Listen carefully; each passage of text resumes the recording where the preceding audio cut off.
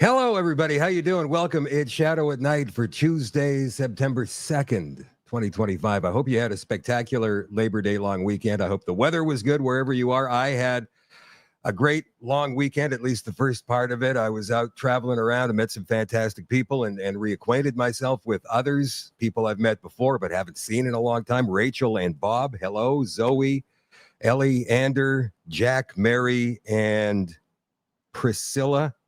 And Jim, just to name a few. I'm not going to tell you where, but I did get a chance to see a lot of these folks. And I'll tell you what, seeing you in person warms my heart.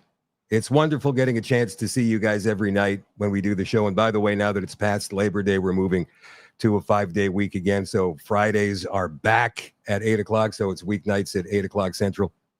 But seeing you face-to-face, getting a chance to shake your hand or give you a hug, I love that. So I'm going to do a lot more of that as time goes on. Towards the latter part of the weekend, however, we got some pretty alarming news from Universal Ostrich Farm. And so tonight, we have the spokesperson for Universal Ostrich Farm. She's been doing a fantastic job these past, 8 months now, getting the message out. Katie Pasitney will join the show in just a couple of minutes. And I want to say some quick hellos before we get going tonight. Hello, Bev and Peggy. Peggy is watching in Brooks on Facebook, Brooks, Alberta, that is. Hello, Kev, Edna, Gloria, Nikki.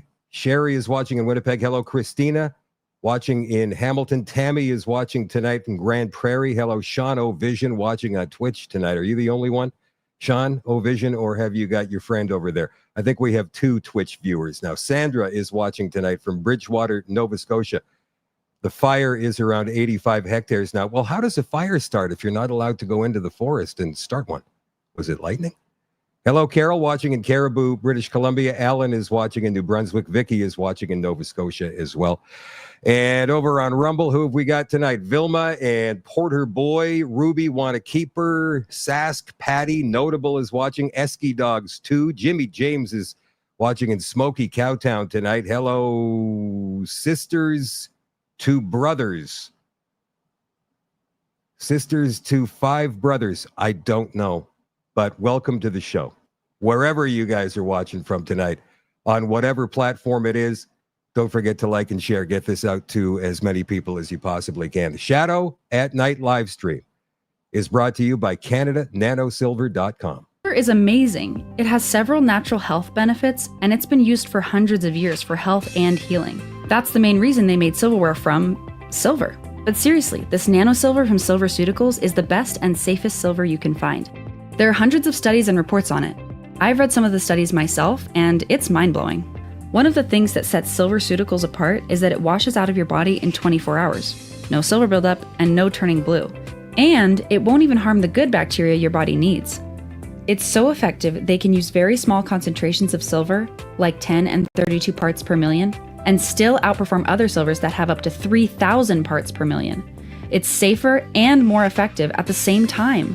It is an incredibly small particle that is small enough to work through your body, but big enough not to fall out of suspension. They infuse it into almost all of their products. It works in facial serums, toothpaste, gels, and even gummies that work to help your immune system.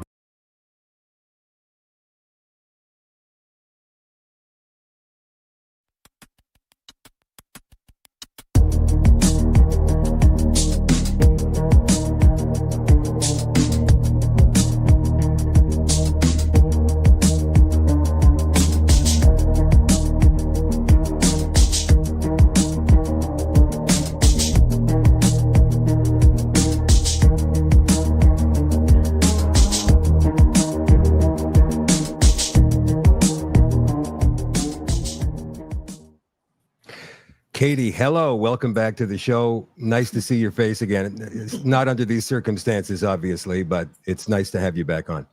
Thanks for having me on. Do you know how real this is? I'm sitting on the bathroom floor, getting a backdrop. I'm in an old farmhouse, 135 kilometers away from a major city, fighting for the lives of almost 400 animals after 9 months. And this is where we're at.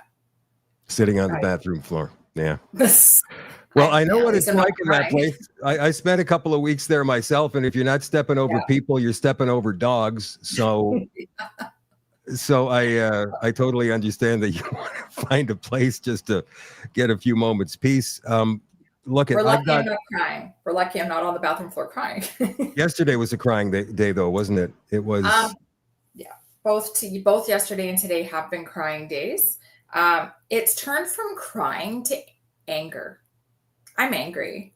I'm really angry. Here we are. I've been watching these video clips of virologists and that for Canadian Food Inspection Agency, Angela Rasmussen, Brian Conway, all these people put out statements and I'm angry.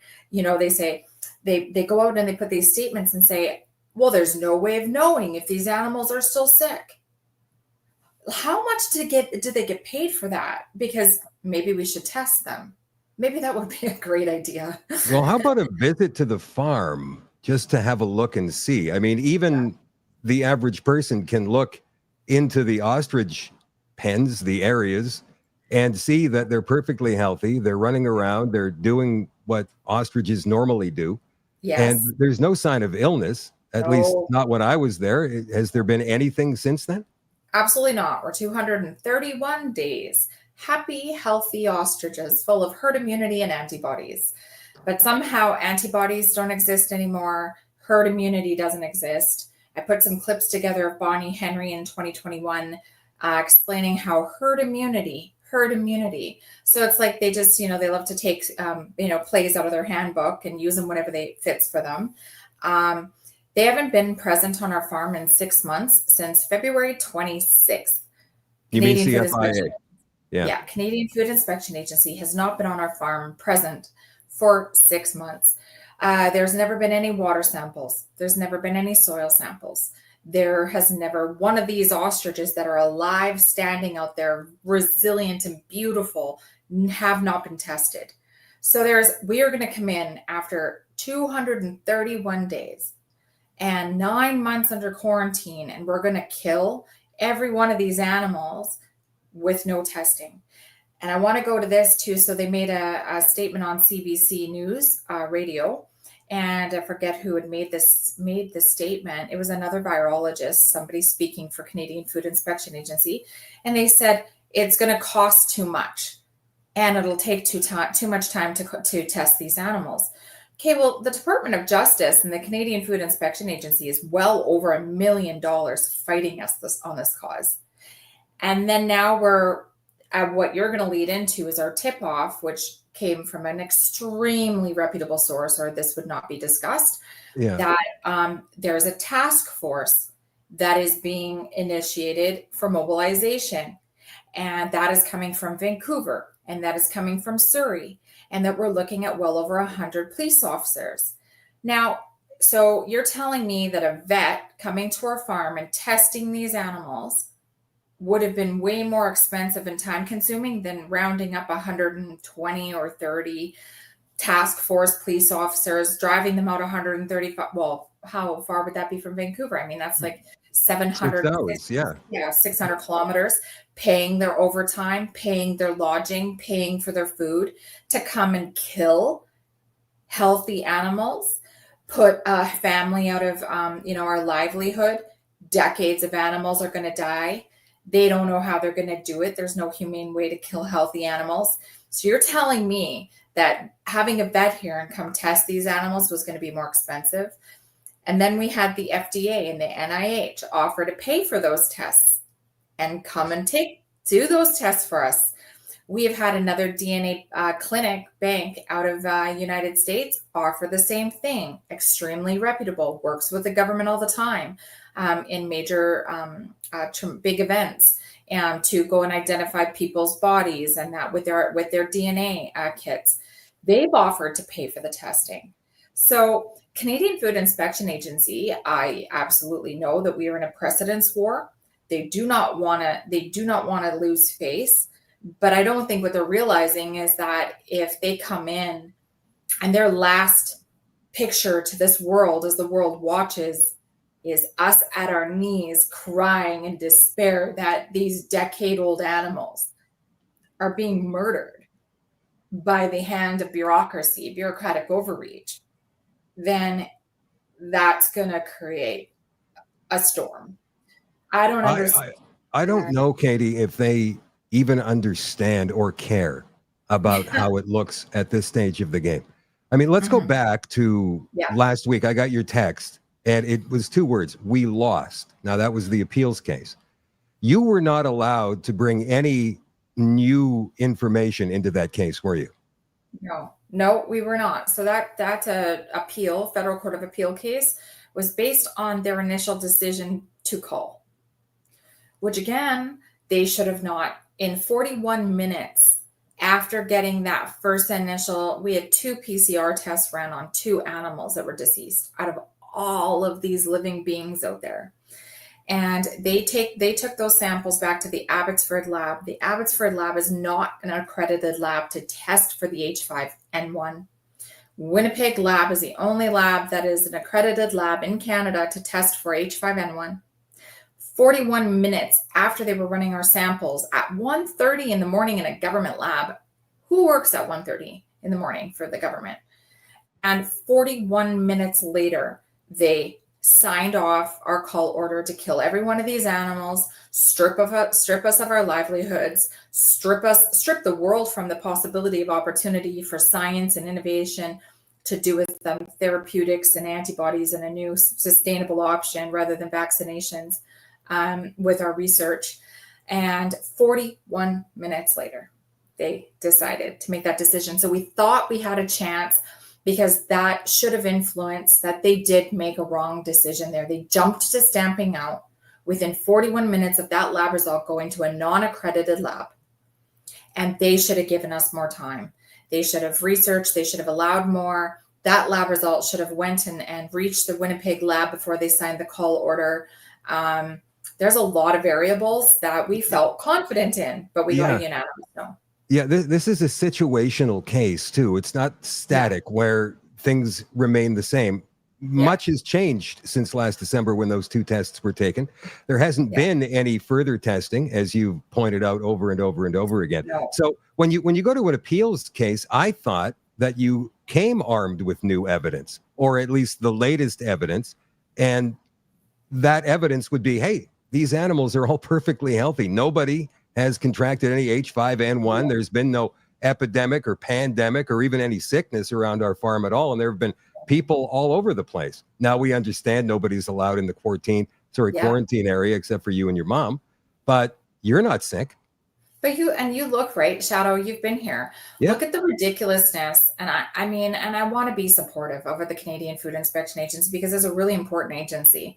I think that it has a very, very a big responsibility within Canada. And so I want to be kind to it. But you were here and you saw the cautionary, the tape and the zone of the quarantine area. Mm-hmm. It reminds you a lot of the 6 feet apart, doesn't it?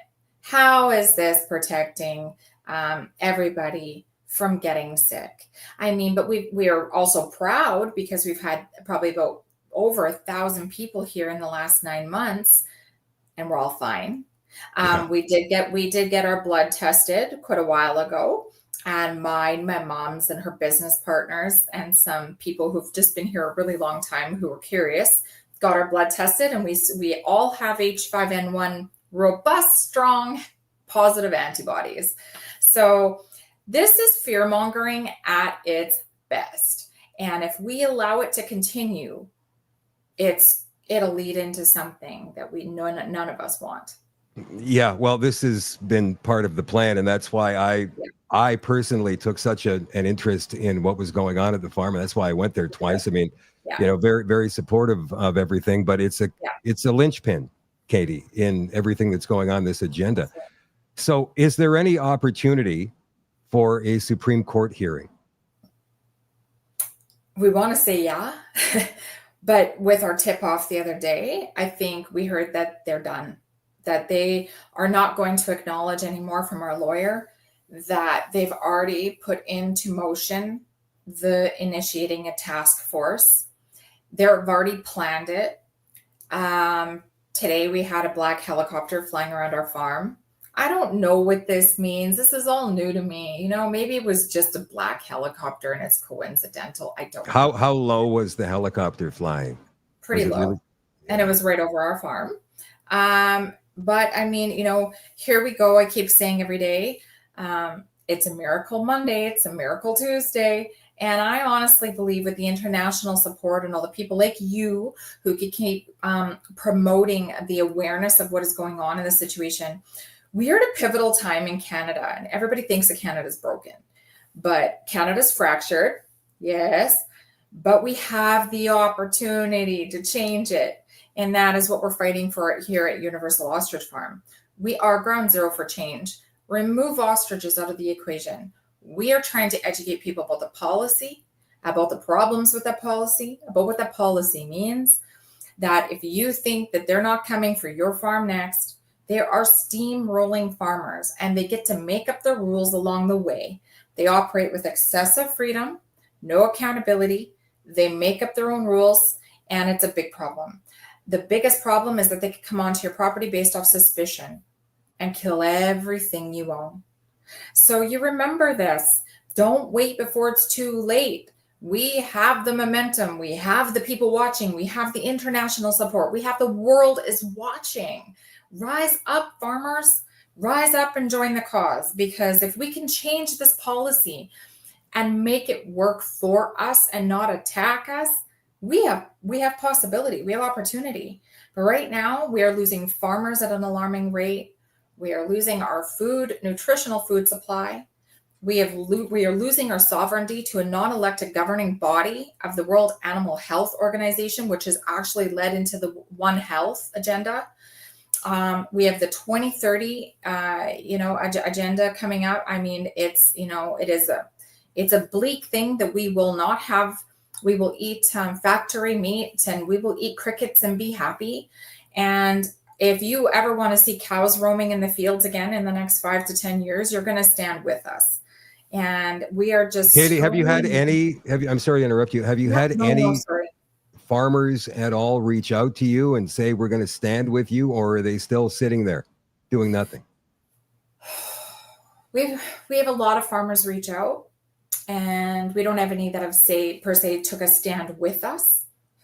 They're going through, it's really sad, and I'm alarmed to see how many farmers are actually gone through the stamping out process.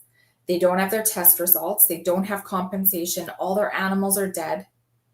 And they're stuck with the bill to clean their barns, but they won't stand up with us. Yeah. Well, that woman that we had on when we interviewed her, she told us exactly what happened. That was a horrible situation. Yes, that was wonderful. I mean, she was out of Burton.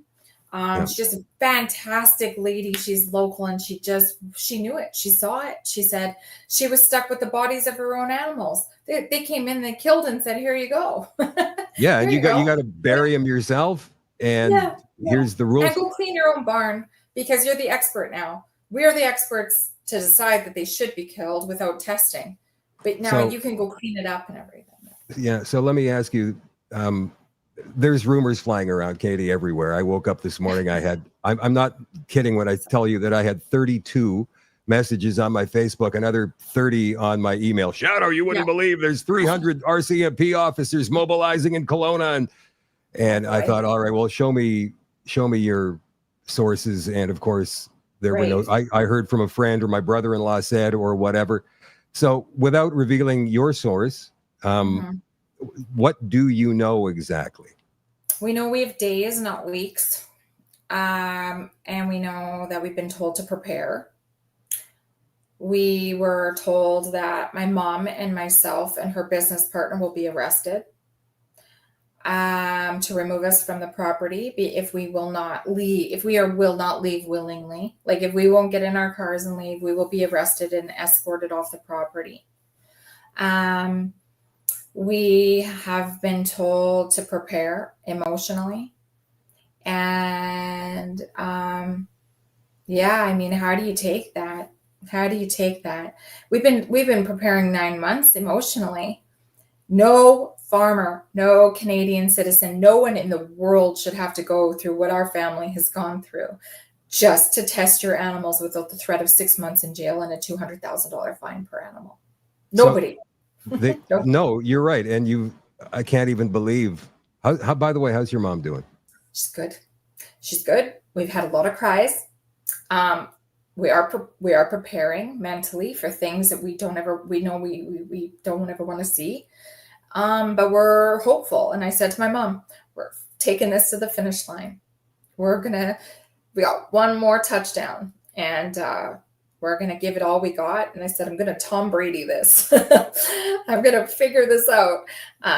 Pulling out every stop, and I'm asking for every prayer in the world. And every one of those animals deserve the right to live. We just did chores today. We looked in their big, beautiful eyes as they're pecking and clucking and dancing, and they're so happy. And you can't help but just go and look up at the sky and say, more miracles, please. More miracles. Have you been in touch with John Catsimatidis and RFK Jr. and all of those folks in the United States? Is there any last ditch negotiation? Is there anything going on behind the scenes that you might be able to tell us about? I'm praying. John Catsimatidis has been an amazing advocate, as everybody knows. He's an animal lover, and he doesn't want to see these animals die. He understands the opportunity with these animals for mankind and animals across the globe. And so he's been making calls, and he's been trying everything he can. He's in talks and reached out to RFK and Dr. Oz. And now we're kind of leaving it in their hands. We have MPs. Scott Anderson has been wonderful. Jordan Keeley out of Northern Peace and other MLAs. David Williams. We have people who are really stepping up within our political area to really give us support. I really am disappointed that we haven't had anyone like Pierre, somebody really, stand by us and stand up. I saw a post from Pierre saying family and land or animals, or I don't know, something like that. I forget now. I'm sorry. But I was like, I saw it and I was like, what? How can he post about this? And the world is up in roar about ostriches, and we can't even get an email or a phone call or something. We had Danielle Smith and Rob Ford a few weeks ago speak out. I'm going to play that clip for you guys here. Hi, Mickey here with Politico. This question is for Smith and Ford. I was speaking with John Catsimatidis regarding the ostrich situation in BC. He had a meeting yesterday with RFK Jr. and Dr. Oz on this matter. He essentially wants the PM to intervene in the case, and he said that he's spoken to both of you on this issue as well.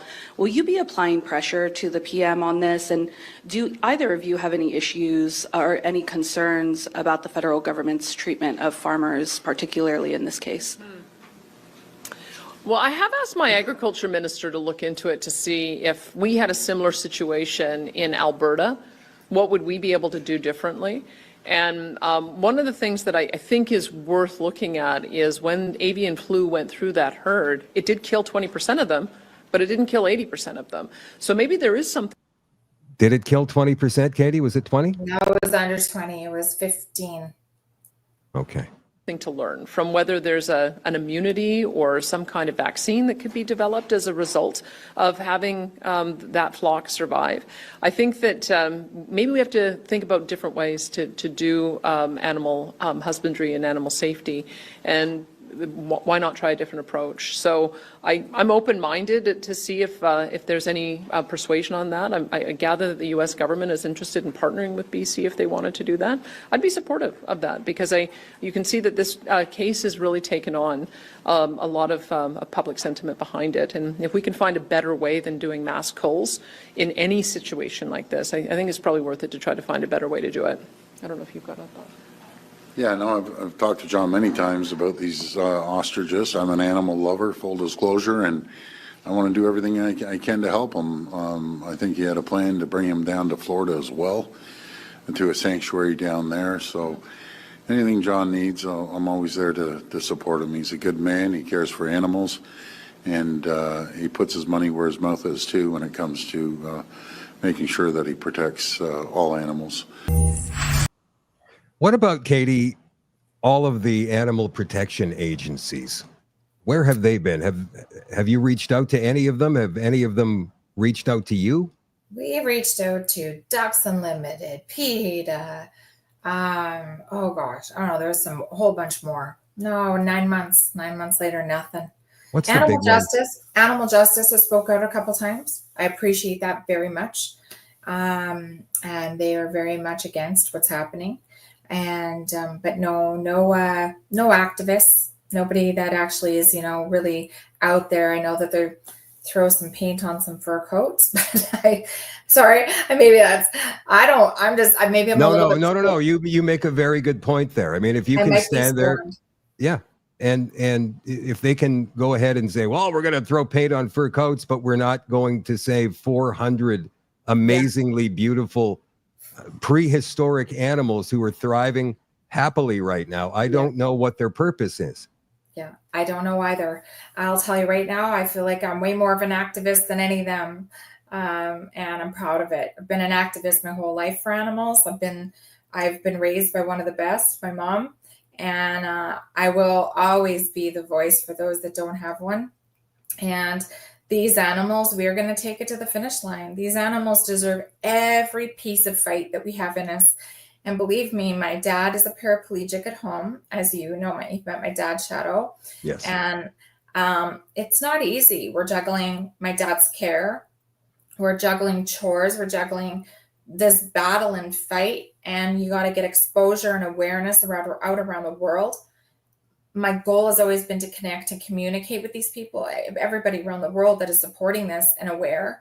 And then those even who don't support us, I want to try to educate them and help them understand what we're fighting for here.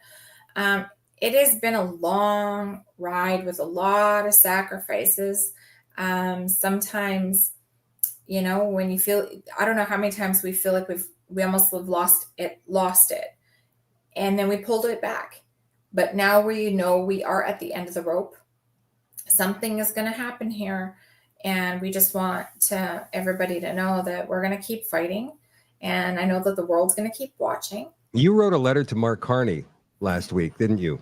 Yep, I did. There was a condition in that letter or some sort of mechanism that he could use as prime minister to stop this from happening.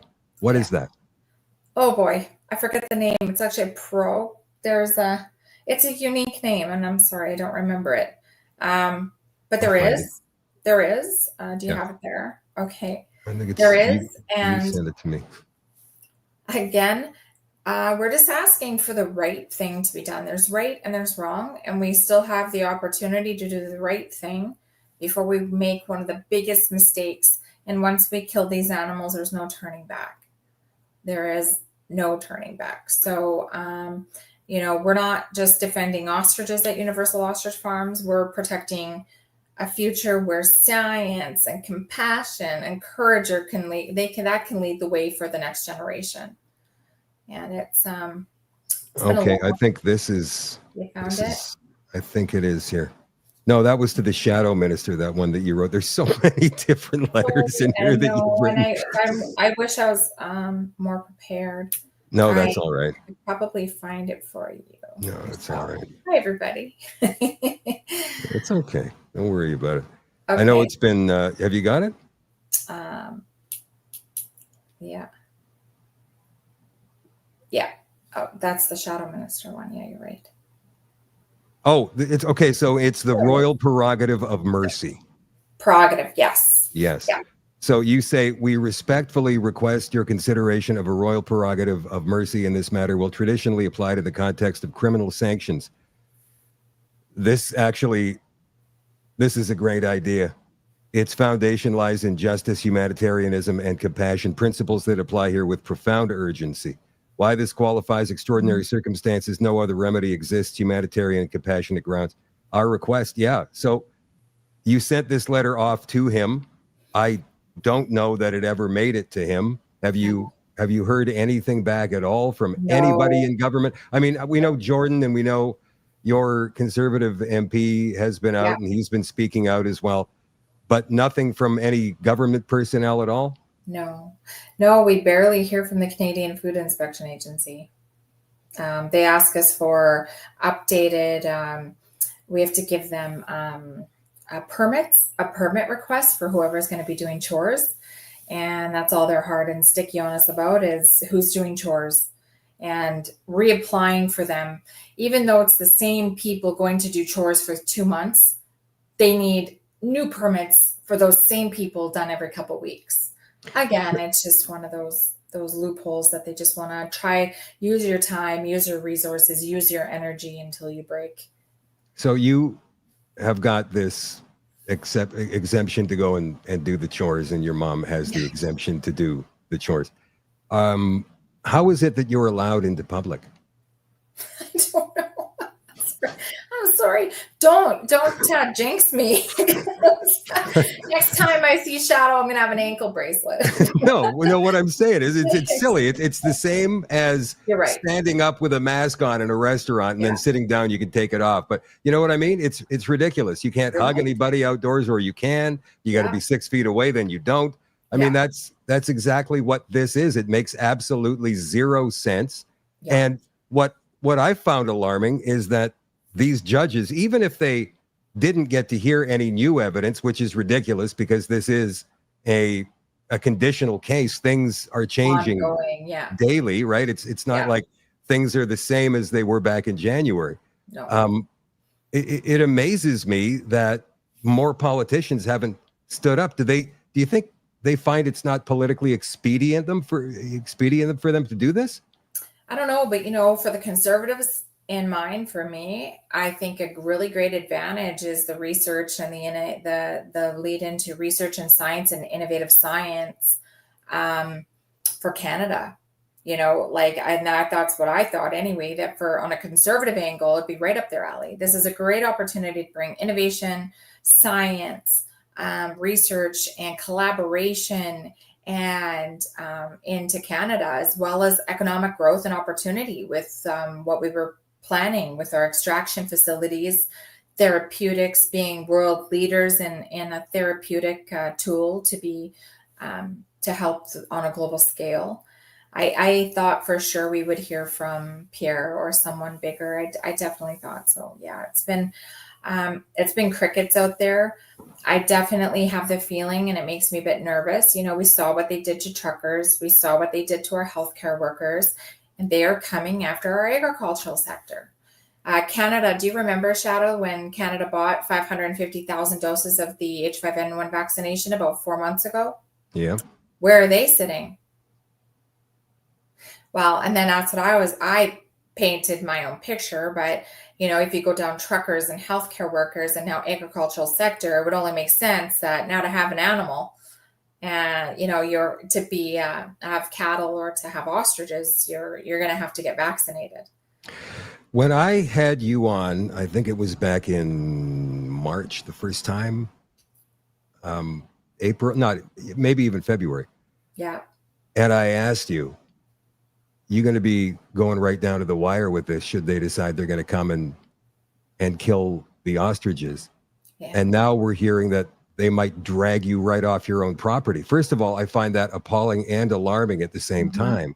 Mm-hmm. And I want everybody to understand that we talked about food security earlier, but what about your own property rights? Yeah. These people can actually come on to your own property and haul you off.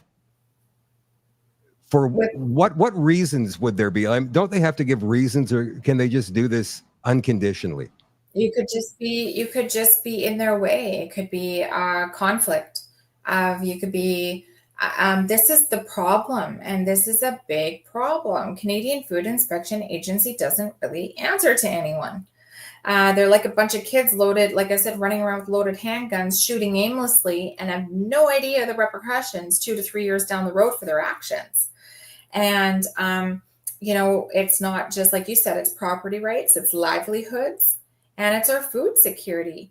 And it's being swiped away with little to no recourse. They can just take it away. And we have to protect our freedom. These are animals that we are experts in. They are not. They don't even know. They didn't even understand ostrich on their visits.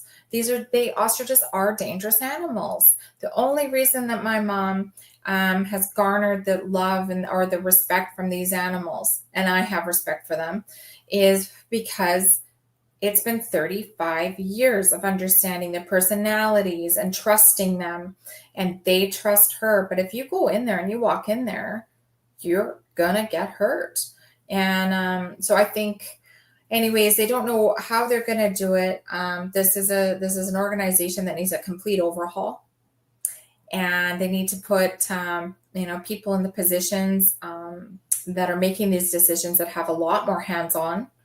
Canadian Food Inspection Agency usually doesn't show up for cullings. They hire third-party contracted killings.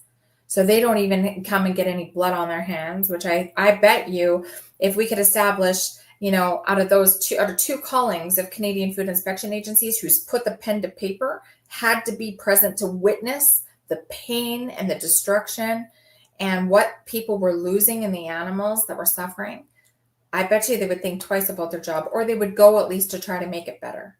And that's all we're doing. It's interesting that you say that.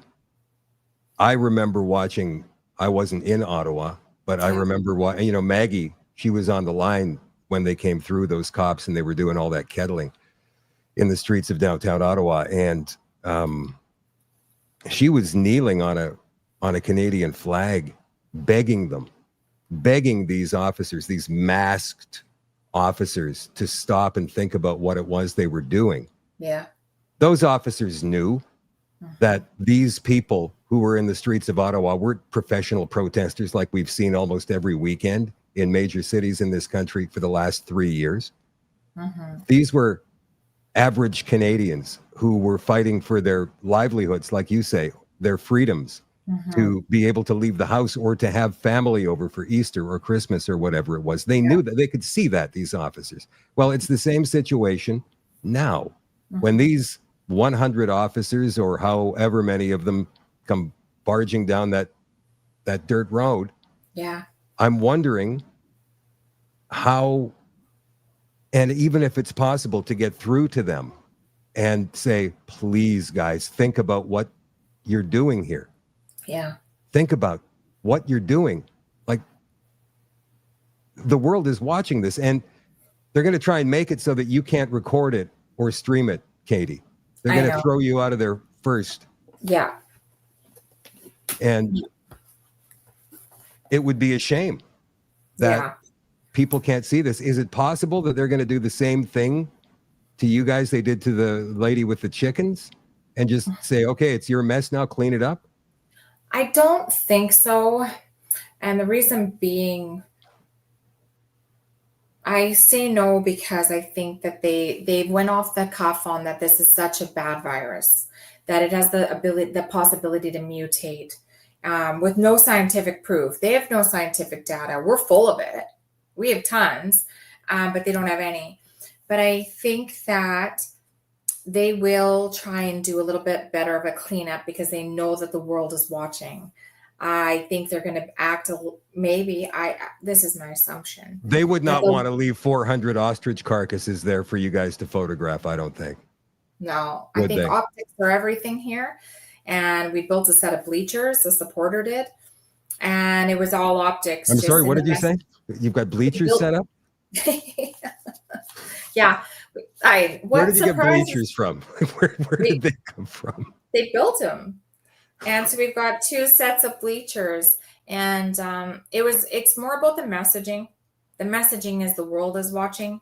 And there's a big banner on them that says the world is watching. And I think we got to think about that, right? How's Canada going to lead the way? What are we going to do in Canada that's going to set us aside from the rest of the world? Can we show that we can come together in unity and create change that's going to create a better way for all Canadians? Are we going to follow a path of non-elected governing bodies that, are making these decisions for us and putting Canadian sovereignty at risk? Or, all of us together, can we come together and pick a cause that you believe in so very much, and fight for it?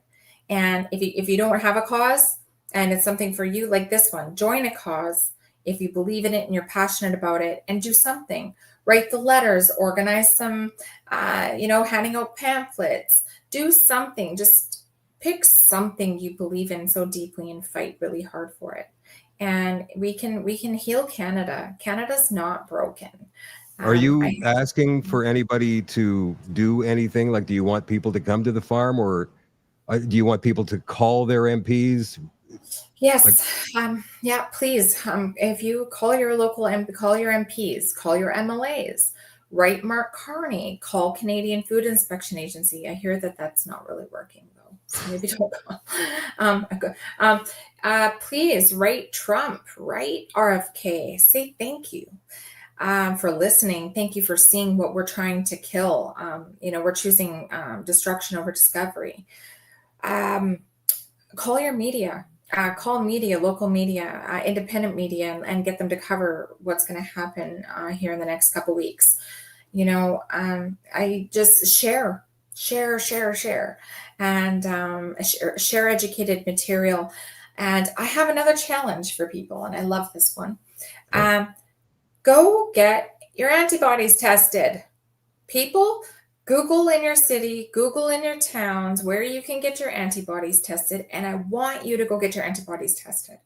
We were forced to carry around those crazy vaccination cards to have free passes to go get into dinner or a movie or do all these crazy things that we should have been able to do no matter what. And instead of that vaccine pass, I want you as a Canadian to go get your antibodies tested, and I want you to create a card. And I want you to pack around an antibody card. I want you to be proud of what your body can do for you. I want you to be proud of the machine that we are. We have antibodies, we have immunity, and that is why we're breathing today. And maybe so that'll this is give a us natural immunity card. an antibodies card. So you're going to pack around an antibody card in your pocket that says what you have antibodies for. So when they come at you and say you need an H5N1 vaccine, you can say, actually, I have antibodies for it, and I'm okay. Thanks very much. That's an interesting one. You know what? I appreciate your strength and character and resolve and passion in all of this. I really am so happy to have met you and to have spent time with you and your family and all of us wonderful people at the farm, Katie. Are they all still there, most of them, or? Yeah, we've had a bunch of people come back. We have ferals here. We have Jeff's been in and out of here. We have some amazing people. Do you know what we're finding right now, actually, is we're getting this wonderful traffic turnover of people. A couple days they stay, 2 or 3 or one, maybe a week. And then we have another set come in. And it's just wonderful to get to meet all of these new, really awesome people and get a lot of hugs and a lot of love and sharing stories. And we're all fighting for the same thing, and that's a bit of freedom. And to see the right thing happen here at Universal Ostrich Farms, which is ground zero for change. So Thank you, we Katie. do want people to visit, and please come visit us still. We need the traffic. So thank you. Stay in touch. Let us know what happens, please. And I'll talk to you again soon. Sounds good. Thank you very much for everything, Shadow. You have an awesome night. And thanks to your audience. You bet. Katie Pasitney, everybody.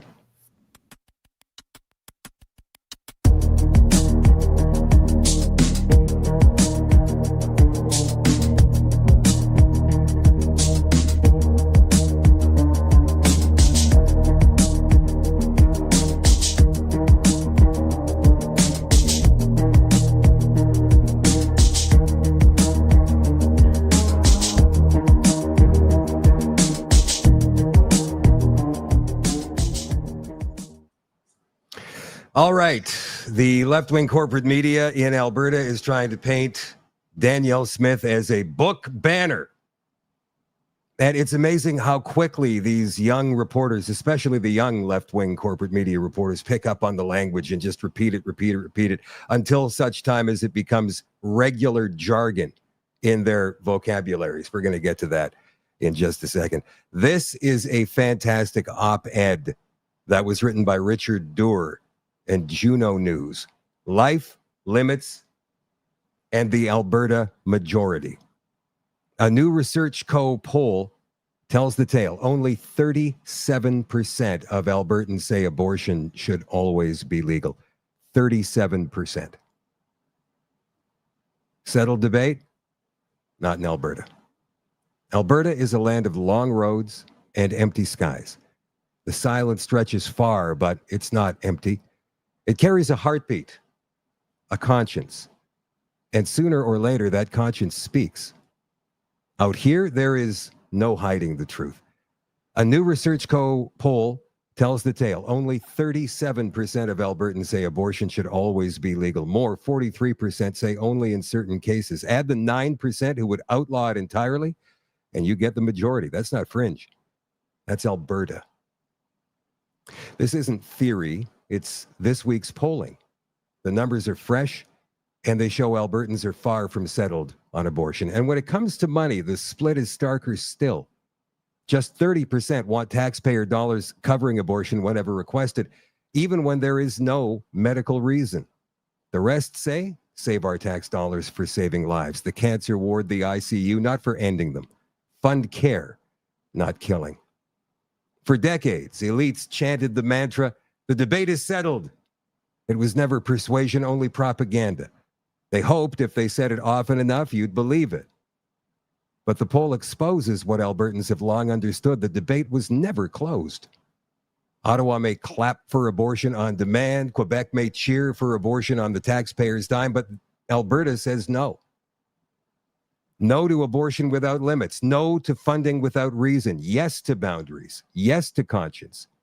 Yes to life. Because true compassion does not deny the cost. It stands with women in their struggle while protecting the children they carry. It means protecting both mother and child, not pitting one against the other. It means honoring both lives, not pretending one must be erased for the other to flourish. And it means refusing to fund the lie that abortion is healthcare. And the movement is not just alive, it's growing stronger.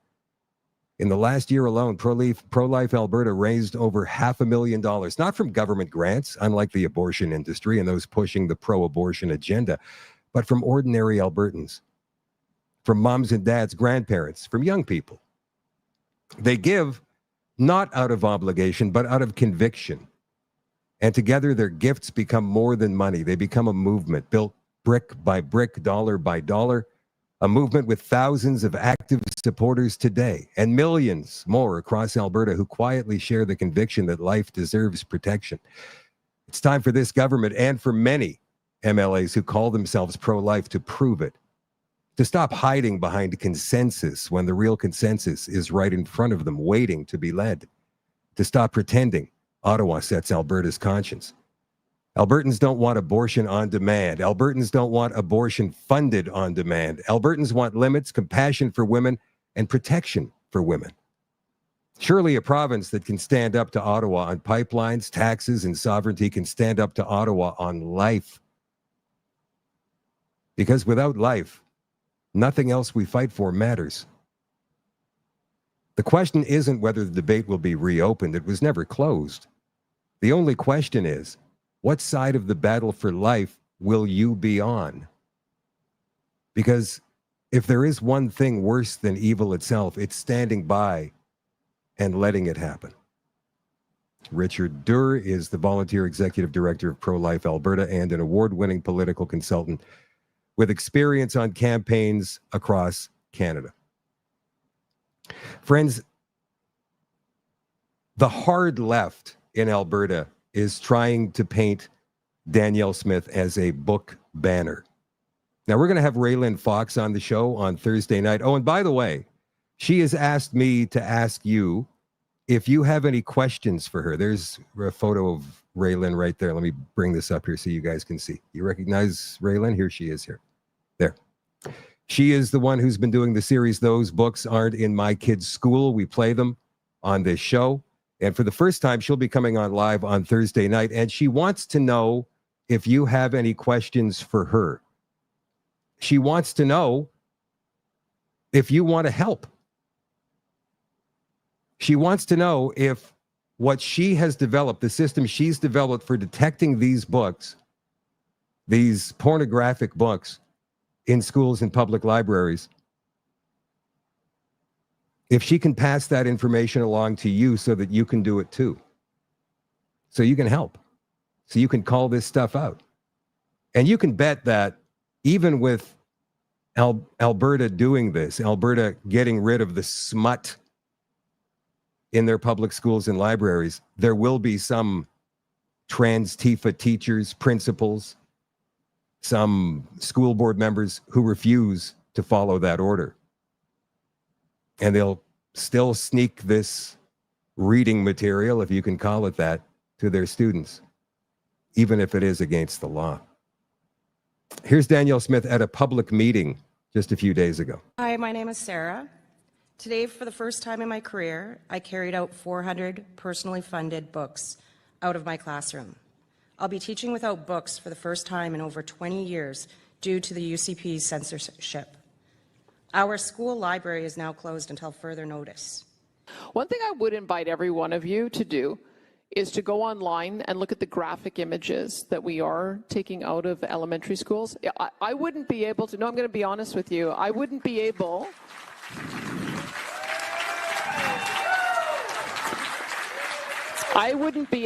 to hold up an image, because we're broadcasting this, I wouldn't be able to hold up an image without a warning of graphic image of pornographic materials, including detailed sex acts, because it would offend our audience. And if our audience, adult audience, would be offended by that, a 7-year-old shouldn't be watching that. That's so it. Here. I'm glad that... She's right. And so far, Alberta is the only province in this country. I think maybe Saskatchewan's got something going, but not nearly as sweeping as what Alberta is about to do. Alberta is the only province to be weeding this poison out of their public schools and libraries. Now watch a reporter, a young, obviously, corporate left-wing reporter, try and call this a book ban. A similar question to the book ban. I just wanted to ask about, some of those other classic texts. And no, it's not a book ban. Pardon me, sorry? It's not a book ban. I just wanted to ask about this list here. One of the books on the list was Ayn Rand's Atlas Shrugged. I know in the past you've said that Rand is a hero and a guiding light of yours, documented as far back as the 2010 and 2012 elections. Just any thoughts on that book being removed from this list, and any other classic texts that are concerning to be taken away? I didn't read Atlas Shrugged until I was 22. I had a friend in grade 10 who read it. Maybe we should make it mandatory reading in high school, because it is a pretty influential book, and I think it does really articulate how important it is that we value our entrepreneurs and we value a free enterprise economy. So maybe that should give you some idea. Maybe you don't read passages of Ayn Rand in kindergarten reading time, but maybe when you get to be in junior high or high school, the level of understanding about the concepts in there are absolutely appropriate for school children of that age.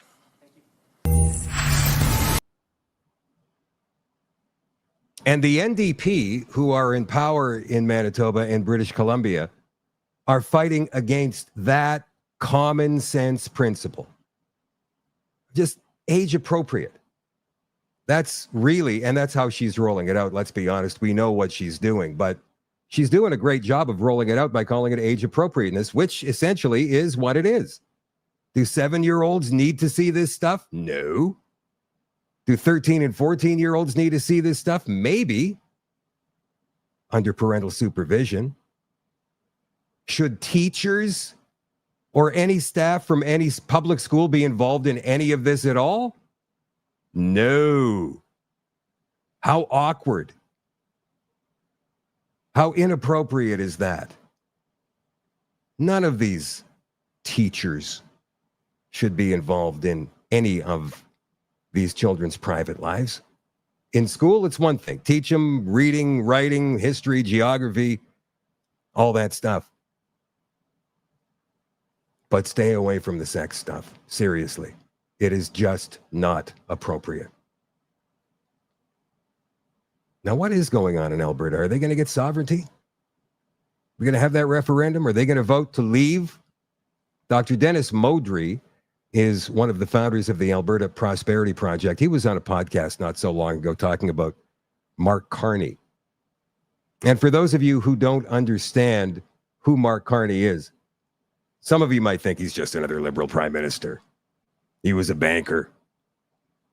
He was a big banker. He was the governor of the Bank of England, the governor of the Bank of Canada.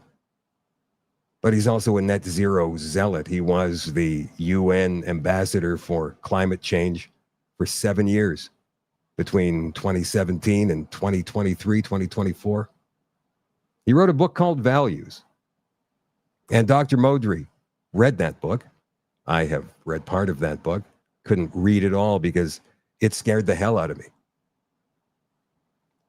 But let's hear what Dr. Modry says as he breaks it down.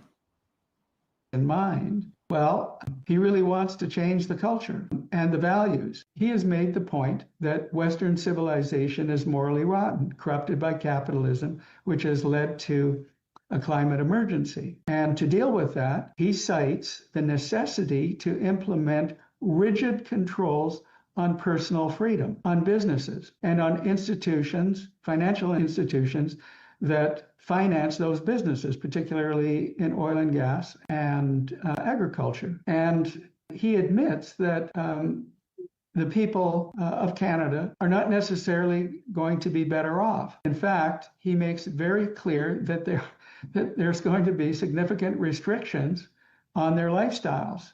He points out that there will be less mobility, less travel, less meat to purchase, more inconvenience, more poverty. He admits that assets will be stranded. What he means by that, there are businesses that are going to go bankrupt and people are going to lose their homes.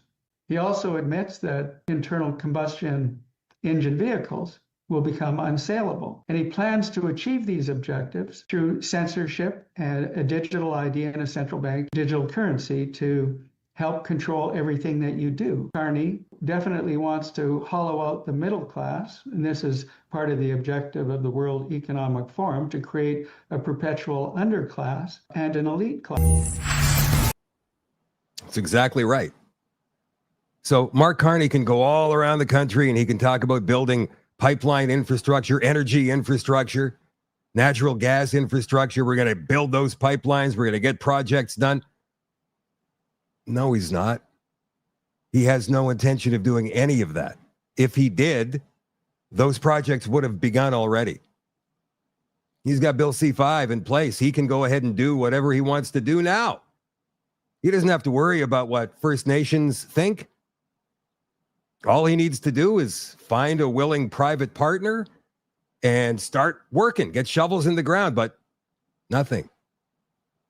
As our economy in the second quarter has shrunk by 1.2%, the Americans boom by 3% in their second quarter. Mark Carney will destroy this country, and it's not going to be because he's incompetent. It's because he's very, very competent. In the extension tonight on shadowdavis.com, I found this very interesting piece, and I fused a few pieces together from Robert David Steele. And you may have seen this on a reel on one of the social media platforms you're on, but check this out. There's going to be more like this on the extension tonight. Central banks of every country in the world are under the control of the Rothschilds, the Vatican, and the Chabad Jews. The leaders of these central banks are hand-picked and approved by the Rothschilds. The same is true of most bankers. For instance, the major leaders of Morgan Guarantee and Citibank and Goldman Sachs and so forth, these people are all approved by the Rothschilds, the Vatican, and the Chabad Jews. They are not elected. They are not selected on merit. They're selected on the basis of being loyal to the deep state. People need to understand that the deep state is above governments. The deep state essentially consists of the Rothschilds and the Vatican, including both the Black Pope and the White Pope, as well as the Chabad Jews. They use the Freemasons and the Knights of Malta at the highest levels as their fixers, and they use world banks as their managers. Most governments have two parties that are elected by 30% of the public. The other 70% of the public is disenfranchised. The politicians and the military leaders and the bankers at the national level are the best of the servant class. They comprise the shadow government, but they are not the deep state. They are the servants of the deep state. No, why should we pay any attention to this guy? I mean, who's Robert David Steele anyway? Robert David Steele was a case officer for the Central Intelligence Agency. And he's been blowing, or had been blowing the whistle on these clowns for years. As a matter of fact, he and David Icke had some fantastic debates. They didn't agree on everything, but they shared a lot of information. And those guys were at it for a very, very long time. So tonight on the extension, Robert David Steele is going to talk about child trafficking, adrenochrome, and all of that. Getting back to a couple of other things here that we have. There's Robert David Steele, by the way, in case you want to read about it. It's on Wikipedia. Sometimes you get lucky on Wikipedia, sometimes you don't. But these guys didn't think that hiding any of that information was pertinent. The NDP, as I mentioned, are in power in British Columbia and in Manitoba. They have only 7 seats in the federal government, but this party is a party that is supporting those filthy pornographic books. And they are calling Danielle Smith a book banner in Alberta. They're calling her destructive. They're calling her regressive. They are I mean, they don't seem to understand what they're doing to themselves because they're such zealots. And now look at this. The NDP looking for a new federal leader. I thought it was going to be Wab Kinew, but doesn't look like it. So I was wrong there. Then again, maybe still he might come trotting in on a white horse and save the day for the federal NDP. But I think he likes being the premier of Manitoba too much. So the NDP leadership is underway, and the party is limiting signatures from cis men. Cis men. Prospective federal NDP leadership candidates will have to raise $100,000 and amass 500 signatures from members, most of which cannot come from cisgender men. Do these people even understand why they got 7 seats and not their regular 24, 25? You can't have signatures from cis men to officially be in the running according to rules that were released today. With the NDP leadership race now underway, candidates who are hoping to succeed Jagmeet Singh should be making themselves known in short order. Their winner will be announced in Winnipeg as part of the party's national convention March 29th. For the moment, Edmonton MP Heather McPherson, the one who had a crying fit in the House of Commons just last year, as well as left-wing activists Avi Lewis and Eve Engler, are expected to throw their hats in the ring, but others could follow. In a press release, the NDP said there was strong interest in the contest after application packages from prospective candidates were released on August 20th, reflecting members' enthusiasm for a dynamic and engaging race that will shape the future of the NDP. The leadership race is an exciting opportunity for our members and for people across the country who share progressive values, said party president Mary Shortall. I want to get to the part where they can't have cis men. Here we go. Prospective candidates will need to collect 500 signatures from party members, including a minimum of 50 from each of 5 regions, the Atlantic, Quebec, Ontario, Prairies, and BC.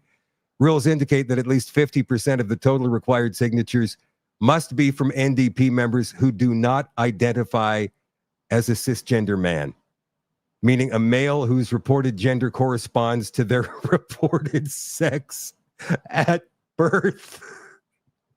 Do these people even understand how idiotic?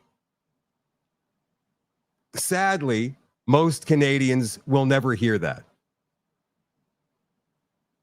Most Canadians will never, ever hear that because people are so woefully informed in this country that they'll just never know. But you do. The left is losing people. In the States, the Democrats are almost down to nothing in terms of support. Here's the founder of Airbnb, or one of the founders of Airbnb, talking about why he left the Democrat Party. 21, the activity at the border caught my attention. And I just remember thinking, what what's going on with this topic? It seems as if there's no border. And as it got worse that year, I felt like I needed to understand this problem more. So I reached out to my friends, largely on the Democratic side of the House, at all levels, from the highest level all the way down, and had conversations just trying to piece together, like, hey, what am I missing about this? Like, fill me in. I got some answers, but felt unfulfilled. And so, I've been lucky enough to call Josh Kushner, one of my close friends, for a long time. Through him, I've gotten to know Jared. And so I get on the phone with Jared and say, hey, can you help me fill in the gaps for me? Like, what am I missing here? Is this normal? Like, it seems there's no enforcement of our own border. Like, don't nations need borders to be a nation? Kind of. And so he put me on this curriculum of just talking to experts in the field. And I remember like just being like, holy cow, this is crazy. Like, this is not right. This is a real problem. And there's no reason why we shouldn't be enforcing the laws of our country and our border. And so I think as I started pulling that thread, I sort of, began to look at other topics and eventually came to the point where I don't think I can support a political party that wants to have an open border, that lets in, criminals and dangerous people into our country. That's not something I can get behind. Now, sadly, most Canadians have not recognized that the Liberal Party is exactly the same as the Democrats in the United States. The NDP are completely and totally off the rails. No cisgender men. What?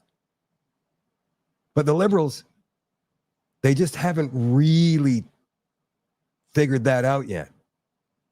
And I don't understand why. I mean, Mark Carney puts up a trans flag outside the PMO a couple of weeks ago, happily raising it in the air.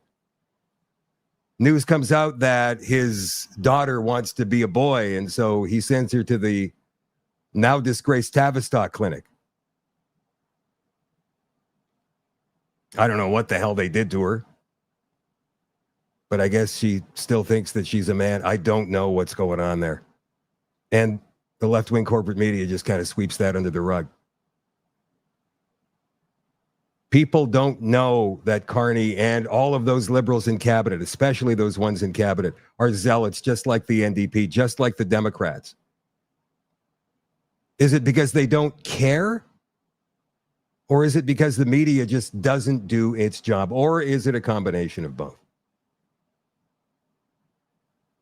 Robert David Steele tonight in the extension on shadowdavis.com for you all access Nighthawks at shadowdavis.com. If you're not a member, please consider becoming one. Go to shadowdavis.com, shadowdavis.com, and sign up. And then make sure you become a member of the Shadow at Night community on Telegram. There are all kinds of great people waiting for you there with open arms.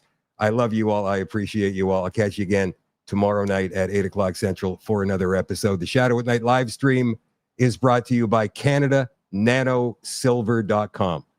Good night now. Comparing Crest toothpaste to SilverSeuticals toothpaste. First, we're starting out with Crest. It's a classic. It's an original. It's what I've used most of my life. But that being said, it does have its problems. First off, the consistency is so weird and thick, and I get it's a paste, but it really doesn't spread that well. And I must also say that I'm not in love with the taste. I get toothpaste isn't supposed to taste good, but why shouldn't it? But that being said, it does get the job done. Next, we have SilverSeuticals. They have 3 flavors, but today we're going with Bubbleberry. And already it smells so good. So I'm excited to see what this tastes like. The consistency is also a lot smoother, and I must say it spreads way nicer in your mouth. This literally tastes like fruit bubblegum. Yeah, this toothpaste was pretty good. I actually went in for seconds, and it's infused with nano silver, so it helps remineralize your teeth and keep them fresh throughout the day. 100% go with SilverSeuticals. And here's the results. What's your favorite toothpaste?